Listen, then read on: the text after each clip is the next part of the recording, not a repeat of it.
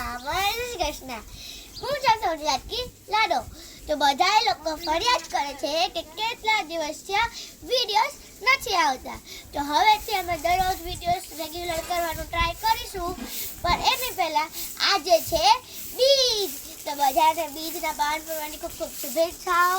અને અમે હમણાં જવાના છીએ ગાય કુકુને મારા કુટીપાઈ બાબુલોને જમવાનું દેવા. અને જો અહીંયા આપણા અમરમાની મધુરીનું કામ ચાલી રહ્યું છે. વિઝિટ તો કરું.